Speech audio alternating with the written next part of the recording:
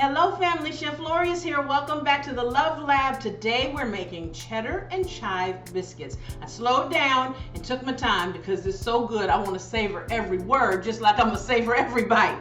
Let's jump into it. Let's make some carbohydrates. Alright guys, first things first, we're using self-rising flour. We've got 2 cups of self-rising flour here, and I always recommend that you use self-rising flour for biscuits because you want them to puff up some, and if you use too much baking powder and all-purpose flour, you with me? It'll start to change the taste a little bit. So if you get self-rising flour and then add to it, like I have here, a tablespoon of baking powder, a half a teaspoon of baking soda, and about 1.5 teaspoons of salt. All right, I'm going to give this a little mix here.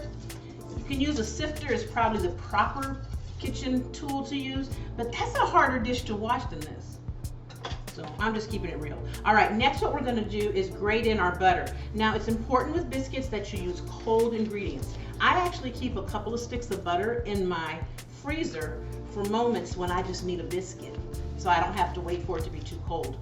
This has been in the freezer, I just took it out. I'm gonna grate it in. Now the reason I grate it in is because I think it's easier, or I found it to be easier, to get all of the butter coated in the flour when it's grated in like this. You could cut it in, that's fine, because we're gonna use our hands anyway to get it all together. But I'm just saying, trust me, if you wanna say, I wanna try something from Lori, I'm gonna suggest you try this. Right now that we've got all of our butter in with our flour mixture, we're gonna go ahead and start mixing them together and crumbling them up. Now, some people use a food processor for this, and that is perfectly acceptable. But if I didn't want to use a sifter, you think I want to dirty up a food processor? I'm just telling you. The best kitchen tool you have anyway is your hands. So if you go in though and just really crunch them up together, this is what you want. And what you'll find is by this butter being all coated in the flour, you're gonna have nice little pockets that puff up when it gets hot and it's cooking. That's what makes you, that's what gives you flakiness. To make sure that it's like you want it, I suggest you pick it up, scrunch it like that, and then break it apart. That's how you know it's where you want it. All right, now we're gonna put a little well in the middle, okay? And we're gonna take our buttermilk. Again, this was very cold. I had it in the refrigerator until I was ready for it. Gonna add 1 cup of buttermilk, and now we're going to stir the buttermilk in with our flour. Now, one thing about it is this is a wet dough. Now, I've got the moisture roughly distributed. I'm gonna add my cheese. This is a cup of freshly shredded cheddar cheese. Now, it's important in my opinion to use freshly shredded cheese. It tastes different. Now, if all you have, however, is in a bag, no judgment. No judgment, do you? As long as you put something in it, okay? But if you can, fresh grated. And here we've got a couple tablespoons of chives. If nothing else, it's so pretty. And chives are a more delicate flavor there in the onion family. They're cousins to the onions. The onion peoples, yeah, they're cousins. But they are much more delicate. You know, them onions, they rough, they be in your face. But chives are their quiet cousins. You know, the ones that are like, hi, yes, thanks for coming. That's chives. So you can put a couple tablespoons of those in there.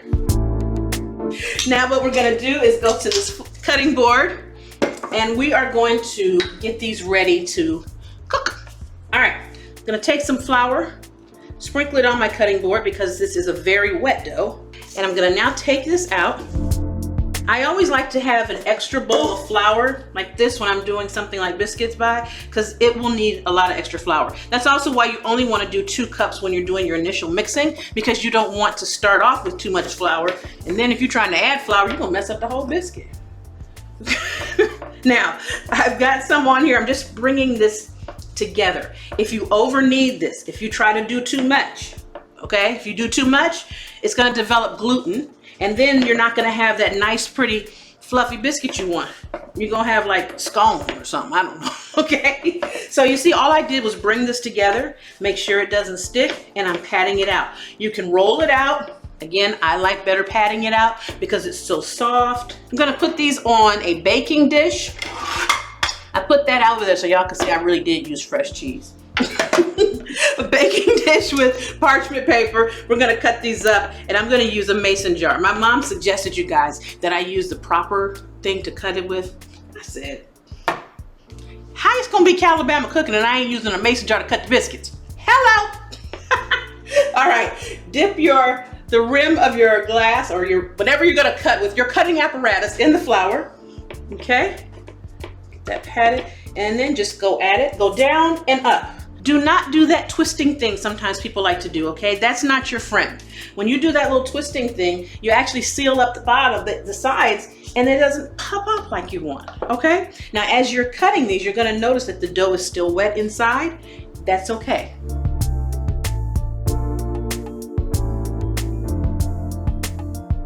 Period.